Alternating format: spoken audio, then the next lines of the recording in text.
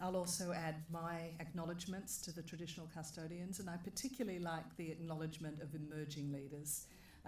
The future rests on the students of the UNSW Law Journal Editorial Committee and also the emerging leaders of our First Peoples.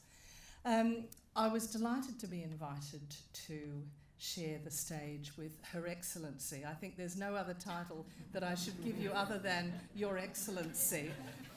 But Rosemary was also a very valued member of the Advisory Committee for the Australian Law Reform Commission, as was Emeritus Professor Terry Carney, who graces the audience tonight, on the Disability Inquiry, a very important one for us, and the ramifications of that are still rippling through the policy landscape.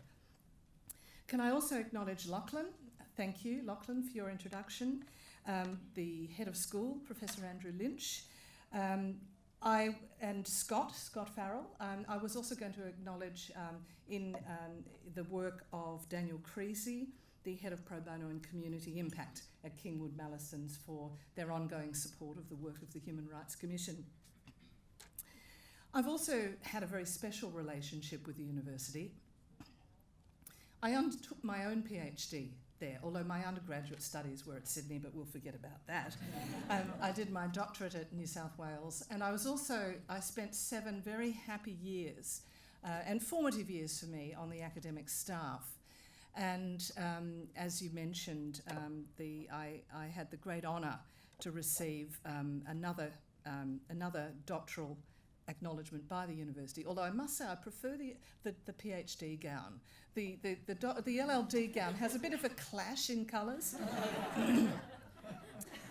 But also 30 years ago I had one of the first serious academic pieces that I'm very proud of published in the University of New South Wales Law Journal.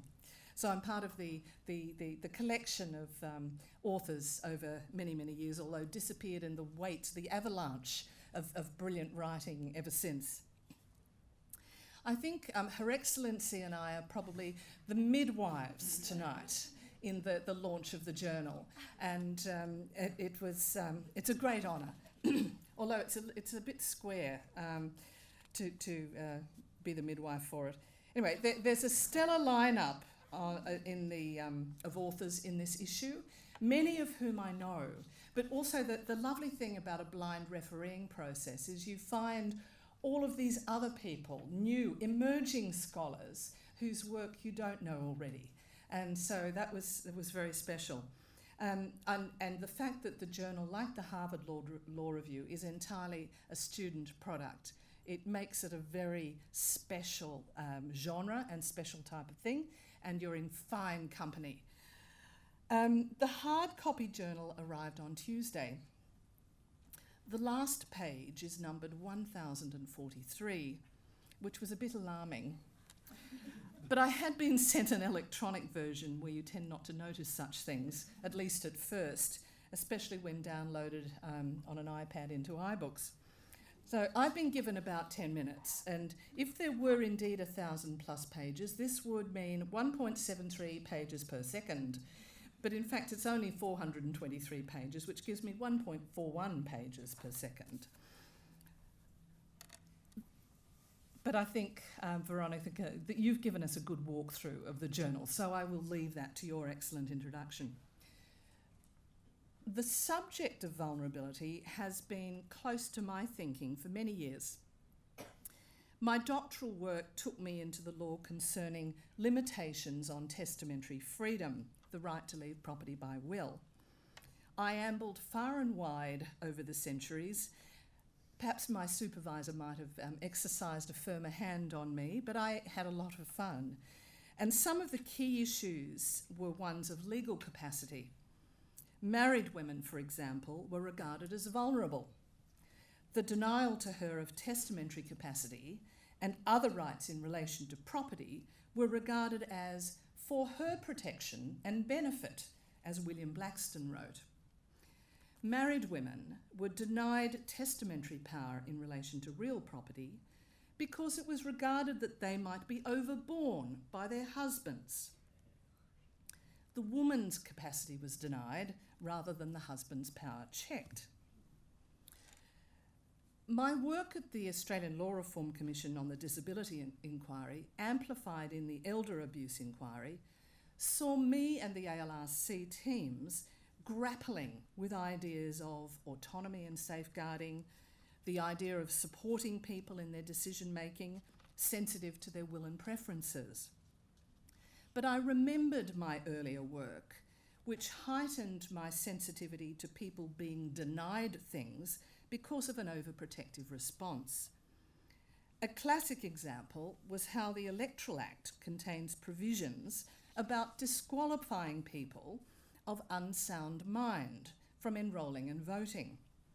But it was really about the administrative inconvenience of fining people for not having voted. So, you deny the person the right to citizenship for administrative convenience? There may be reasons for forgiving the failure to vote, but deny them the right to be on the roll? That's a rhetorical question. We answered it in the way that you would expect. One thing that struck me in quickly reviewing the articles in this issue of the journal is the substantial crossover between the content areas of those articles and the day-to-day work of the Australian Human Rights Commission. To pick a handful of examples to illustrate, firstly, in Shireen Morris's consideration of Indigenous issues, the work at the Human Rights Commission focuses strongly on the participation and representation of Aboriginal and Torres Strait Islander peoples in the Australian polity. This is an issue that successive social justice commissioners have focused on for many years. Indeed, all of them got together to make a joint submission to the Joint Select Committee on Constitutional Recognition. That is, every social justice commissioner over 25 years. Another example from Terry Carney's article. The Commission focuses regularly on the administration of social security law, including the movement to greater conditionality that protects, or particularly targets, I should say, vulnerable groups. Again, successive social justice commissioners have considered the human rights implications of welfare cards and schemes, such as the Community Development Program, on the human rights of Aboriginal and Torres Strait Islander peoples, as a mechanism for managing vulnerability and disadvantaged, as opposed to overcoming it through community development initiatives. The protection of women against gendered hate speech, Tanya D'Souza and others' article there. This is an issue that is constantly raised with our Sex Discrimination Commissioner, and on which she spoke before the UN Committee on the Elimination of Discrimination Against Women in July this year. And just this month, the Sex Discrimination Commissioner, Kate Jenkins, has also released the results of the latest in the Commission's 5-yearly prevalence surveys on sexual harassment in the workplace. There has been a significant increase in the surveys over the years in the self-reporting of sexual harassment across the board, as well as an increase in the number of people who say that when they witness such harassment, they are unsure of what to do. Those issues will be explored in more detail by the Commission in our current national inquiry into sexual harassment in Australian workplaces, which will take place over the next 12 months. Other articles about forced mental health interventions under civil mental health laws and consumer protection laws in the context of people with cognitive disabilities also raise important issues about the rights set out in the Convention on the Rights of Persons with Disabilities, especially relating to the truly difficult and contentious issue of substituted versus supported decision-making and how to make this work in practice. From my work leading the Disability Inquiry and Elder Abuse Inquiry, I know how theoretically and practically vexed these issues are. In the few minutes remaining, I thought I would look at the idea of vulnerability and to put forward some thoughts on this theme that is the common narrative between these diverse issues in the issue of the journal and how it connects to human rights. I was intrigued in the comments in the editorial and foreword about the concept of universal vulnerability, drawn particularly from the writing and thoughts of Martha Feynman. Some of this theoretical discussion, I have to say, is what I would describe as hard sums. Fascinating indeed and sophisticated, but where it really matters is in the world of the individual whose human rights are under challenge. The individual who is the principal subject of the Universal Declaration of Human Rights, whose 70th birthday occurs in December this year. Veronica shared with us earlier the definition of vulnerability in Feynman's writing, and in his foreword, Professor Jonathan Herring adds to this that if vulnerability is an inevitable aspect of the human condition, then it must cause us to question the weight that the law attaches to autonomy, self-sufficiency, and individualised conceptions of human rights. Supporters of universal vulnerability claim that vulnerability is an inherent part of being human. I must say, I have a few competing reactions to this concept. The conception of vulnerability reminds me of the famous language of the Universal Declaration of Human Rights. Article 1 encapsulates that beneath our clothes, despite our geographic location or where we are born, we are all born free and equal in dignity and rights. Perhaps another way of framing that would be to say that we are all born equal in vulnerability. The opening words of each article of the Universal Declaration reiterate the universality of human rights. Everyone is entitled to. Everyone has the right to. No one shall be subject to torture.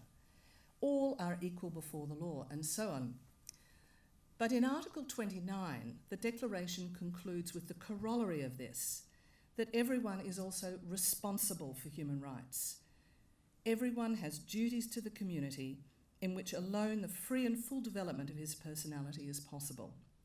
It reads, is the concept of universal vulnerability, a bit of a tongue twister, is the concept of universal vulnerability a modern retelling of the promise to all humanity in Article 1 of the Universal Declaration? However, for me there is a competing question or questions, namely how this conception of vulnerability accounts for issues such as systemic discrimination, historically derived marginalisation as experienced by our Indigenous peoples, cultural and racial bias that has been embedded in the mainstream cultures of many Western nations for people of ethnic and minority backgrounds, and the cultural biases experienced by people with disability about their capacity to be independent, make decisions, and so forth, even to vote. Can the concept of universal vulnerability appropriately account for the contemporary experiences of Aboriginal people in the care and protection system? Can it be that resilience among Aboriginal people explains the disproportionate engagement with this system and the criminal justice system for the past 40 years? How do we relate it to historical antecedents, such as the experience of the stolen generations? This was a deliberate process of separation of Indigenous children from their families, where they were of mixed ethnic origin. Would it be appropriate to reframe the impact of these deliberate actions by the state as resulting in an impairment of the resilience of the stolen generations to respond to the universal vulnerability that we all share? Can we talk of universalism when the treatment experienced, in this case by our First Nations, is so different from that of everyone else? Frankly, this seems to give insufficient weight to the significant fact that none of the rest of us have ever faced this type of trauma. Building resilience is a critical element of theory around post-colonial healing processes, but it is but part of the picture. Which brings me back to the articles in the journal. Shireen Morris makes it explicit in her article that the ongoing problem faced by Aboriginal and Torres Strait Islander peoples is a structural exclusion from decision-making processes and a lack of meaningful participation, a right of rights, as she notes in her article. And Terry Carney's article on social security clients highlights a challenge for this concept of universal vulnerability, namely its misuse to justify even more intrusive conditional forms of welfare support that we have seen with cashless welfare cards, the attempt to use the safety net of welfare to control problematic behaviours. Often this is done without consent or engaged participation in the design phase and without addressing the broader social context in which those behaviours manifest. Even though its motivation may be broadly described as benevolent, or in the language that people in the disability sectors would know well, in their best interests. This year, I'm giving a series of speeches reflecting on the 70th anniversary of the Universal Declaration of Human Rights, in which I'm urging people to take a broader perspective when they think about human rights and their place in contemporary Australia. I think we have a long way to go to build a culture of what I describe as rights-mindedness in our community, as well as a stronger sense of civic duty from public servants about looking at policy and legal development through the lens of human rights. Our framework for protecting human rights in Australia is also rather messy. If I look at the legislation that guides the operation of the Australian Human Rights Commission, for example, it's riddled with holes and rabbit warrens, which intrigues me as a legal historian. There is a distinct lack of protection for some issues. There is inconsistency between the meaning of unlawful discrimination in the 4 discrimination laws and extremely complex differences in legal standards, which frankly can only be explained by the different point in time at which each piece of legislation was introduced. In other areas, such as complaints brought under the Human Rights Commission Act itself, including for discrimination in employment, there is an unsatisfactory process whereby complaints can be conciliated, but if they are not resolved, then the complainant has no legal access to the courts. In legal terms, they are on a hiding to nothing. So where does that leave the Human Rights Commission in the court of public opinion? The analogy I would use is that the Commission is like a house that has had several rooms added over its 35 plus years, without any thought as to the impact on the overall design or architecture of the place. The architecture of the second iteration of the Commission in the 1986 legislation was framed around the Australian Bill of Rights Bill, which never got through the Senate. So the ICCPR is implemented in domestic law in a rather invisible way through complaints that can be made through the Human Rights Commission Act itself, but without any recourse to the courts. So there is much that can be done to improve the effectiveness of the domestic human rights architecture and to give us the chance to live up to the famous words of the Universal Declaration. Bringing it back to the theme of this edition of the journal, our current human rights infrastructure does not include all the necessary tools in our kit bag to address vulnerability. So this year I'm doing my best to channel Eleanor Roosevelt, the chair of the United Nations Commission on Human Rights and the drafting committee of the Universal Declaration. A woman of similar vintage and of even more commanding stature, she was nearly 6 foot in old coinage and would have been welcome on any netball team. I only managed the most outstanding netball trophy in a particular year at my school and first prize in high jump, as I was a head taller than my peers at the time. And she also had a much better command of French than I. But she worked a wonderful feat in herding the cats of the drafting committee to the adoption by the General Assembly on the 10th of December 1948. As one of the midwives, I commend the journal to you. The contributions within it are insightful. They will no doubt provoke deep thought and discussion about how we can go about the endeavour of ensuring the highest level of enjoyment of human rights for all people. Thank you. Thank you. It's always a really tough act to follow, Ros. It's always really difficult being the second speaker, or in this case, the third or fourth speaker, because basically Martha Feynman's been done to death, so I've got nothing to say. Let's all go have a drink. No? Okay. I too would like to acknowledge the traditional owners on the land in which we meet this evening, the Gadigal people of the Eora Nation, and I pay respects to their elders past and present, and to Scott's very meaningful statement of the emerging leaders. The emerging leaders, unfortunately, will be taking on a lot. I'm concerned about what we're going to leave the emerging populations in this country, but let's be optimistic. Tonight, I wanted to pick up on the topic of vulnerability in the sense that in my brief look through the articles that are included in the journal, it was obvious that there was so much synergy in the collective of the points of view that were expressed. And in recognising that synergy, it reminded me of a discussion that a colleague, Belinda Smith, and I had in developing a book chapter for a book on charters of human rights in Australia. And I thought this evening what I would do is revisit the discussion that we had on universal vulnerability in that chapter.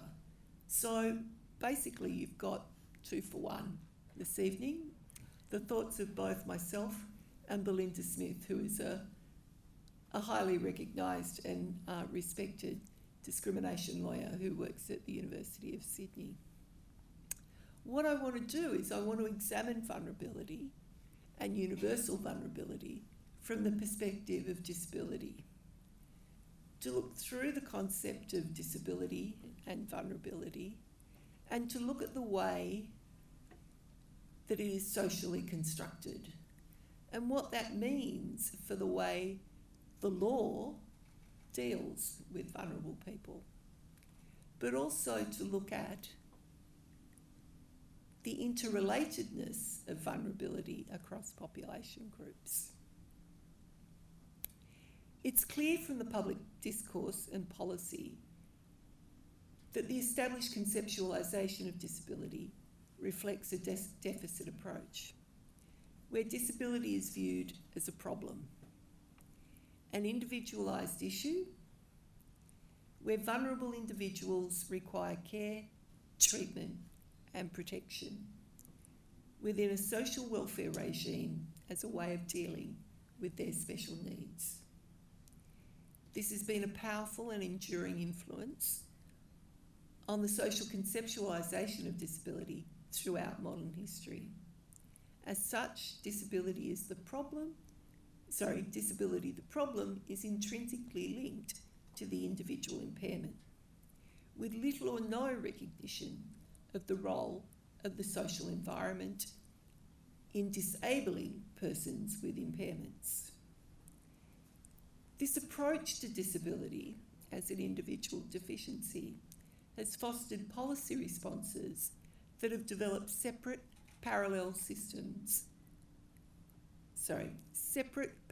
institutions and services in isolation of mainstream institutions, such as residential care facilities, special education, sheltered employment, and justice diversion measures. Now, for all the care, treatment and protection, if we look at the lived experience of disability today, it's not a very pretty picture. It's 1 in 5 Australians, which is and prevalence is 2 to 3 times greater within the Aboriginal and Torres Strait Islander communities. 45% of people with disability live in or near poverty, and they are often dependent on income support. Australia is ranked 28 out of 29 countries in terms of employment for people with disability. People with disability are victims of violence, abuse and exploitation, 3 times higher than the general population, much higher and more sustained for women with disability. This violence and exploitation is less likely to be reported, investigated, or prosecuted. There is significant overrepresentation of people with disability within the criminal justice system. They are 3 to 9 times more likely to be part of the prison population. Women with disability are the fastest growing prisoner cohort in Australia. 89% of the young men in the Dugdale Juvenile Justice Centre were young men with cognitive disability. People with disability are isolated, segregated, and vulnerable. In institutional and inappropriate care, in residential care settings with heightened and increased risks of violence and sexual abuse. This segregation has meant that people with disability have been excluded from key social institutions, which has isolated them and the issues that disability raises from mainstream public policy. Further, segregation in education has meant historically low levels of academic achievement, which have kept people with disability out of key professions and public administration. As a result, people with disability have not been represented in public decision-making processes on law and policy. Disability has not been an area for academic concern in the areas of law, policy, public administration, planning and architecture, which has led to limited understanding of the issues raised by disability. As such, people with disability are rarely viewed as normative citizens, but rather as a vulnerable special interest group. They are seen as the exception to the norm. Like norms of sexism and racism, there is a persistent and pervasive norm of ableism, which idealises able-bodiedness. Dan Goodley, a British academic, elaborates the valued citizen of the 21st century as being cognitively, socially, and emotionally able and competent, biologically and psychologically stable, genetically and hormonally sound, and ontologically responsible, hearing, mobile, seeing, walking, and normal, sane, autonomous, self-sufficient, self-governing, reasonable, law-abiding, and economically viable. Anyone know him? Because it is a him. It is a him. But I think we can substitute in there some other points. They haven't been colonised. They arrived in Australia on an aeroplane with a passport. They are of the dominant culture. It isn't just disability that is constructed in this way. The normative citizen is a very narrow concept. Being a norm, ableism is generally internalised, often unstated, and can appear natural, neutral, benign. Those who are seeking to address ableism can thus be cast as seeking special treatment or even advantage, rather than merely the removal of biases and revision of structures and supports so as to enable equality. There is another way of conceptualising disability, and that is of part of human diversity, or as one aspect of the human condition. In this conceptualisation, impairments are not exceptional or abnormal. Instead, impairment is an infinitely various but universal feature of the human condition. Jerome Bickenbach has stated that no human has a complete repertoire of abilities, suitable for all permutations of the physical and social environment. We are all relatively limited in some way at some time. It is the characterisation and treatment of particular permeations of the human condition as disabilities that constitutes someone as a person with a disability. It is the perception and labelling of traits that do not sit comfortably within dominant social arrangements, regardless of whether those traits would be irrelevant with different social arrangements, that makes them matter. For example, if deaf is different, then hearing must be the norm.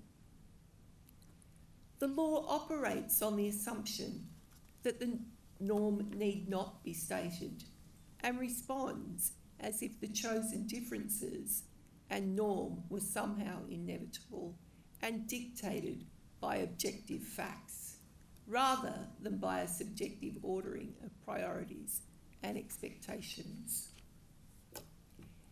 This conceptualisation draws on contemporary approaches to disability, such as the social model and ableism. The social model of disability locates the experience of disability in the social environment rather than the impairment. For example, for a wheelchair user, stairs are the disabling factor, not the impairment. Similarly, a narrowly conformist behavioural code for a classroom may be disabling for someone with autism because it does not acknowledge and allow for different modes and methods of learning. The theory of ableism provides a lens to illuminate and challenge the unstated characteristics of the normative citizen that underpins law and public policy. The fundamental tenet of this conceptualisation is universalism, that of modification of the ableist social norm to reflect human diversity. Disability as human diversity challenges this essentialism of the ableist foundations of modern society. This conceptualisation resonates with Feynman's vulnerable subject thesis, where she argues that the vulnerable subject must replace the autonomous and independent subject asserted in the liberal tradition, far more representative of actual lived experience and the human condition. The vulnerable subject should be at the centre of our political and theoretical endeavours. She contends that understanding the significance, universality and constancy of vulnerability mandates that politics, ethics and law be fashioned around and complete comprehensive vision of the human experience if they are to meet the needs of real-life subjects. Vulnerability is identified as a far more universal axiom than the autonomous rationality of liberal thought, concluding that the vulnerable subject approach does what the one-dimensional liberal subject approach cannot. It embodies the fact that human reality encompasses a wide range of differing and interdependent abilities over the span of a lifetime. This universal approach recognises that we are all vulnerable and independent. It is not about specific, discrete groups. It is about society's ability to meet the needs of all. Vulnerability is not solely related to identified personal characteristics, but is far more contextual.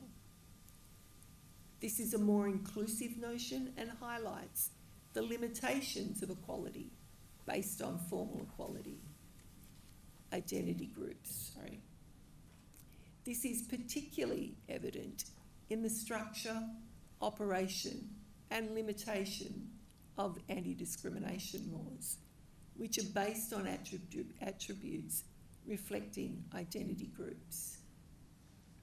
Formal equality based on identity groups ignores the fact that there are individuals who are relatively privileged, notwithstanding their membership of these groups, and that the goal of confronting discrimination against certain groups has largely eclipsed, even become a substitute for, the goal of eliminating material, social, and political inequalities that exist across groups.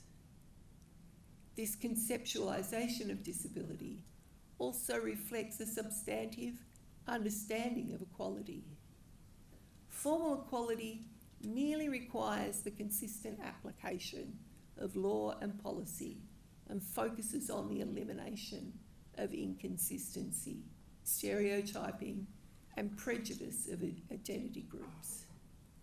It does not necessarily seek to change the fundamental structure of the norm because it assumes the existing norm is benign.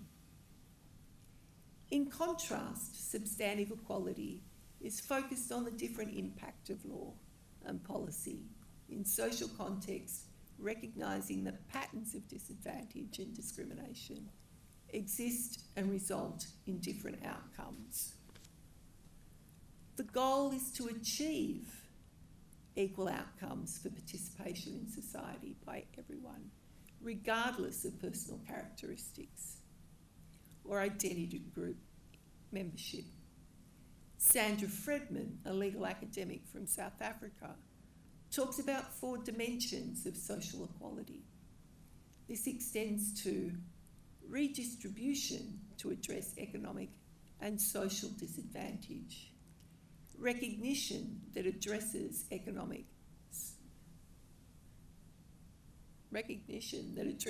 stigma, stereotyping, humiliation, and violence. Participation that requires the genuine inclusion of the views and experience of all disadvantaged people. I get so used to saying disabled. Disadvantaged people in political and other decision making. And transformation, supporting normative reform. It is this challenge that we have, and I think Ros's claim that human rights can help us with this, if we get back to the basics of human dignity and equal human worth.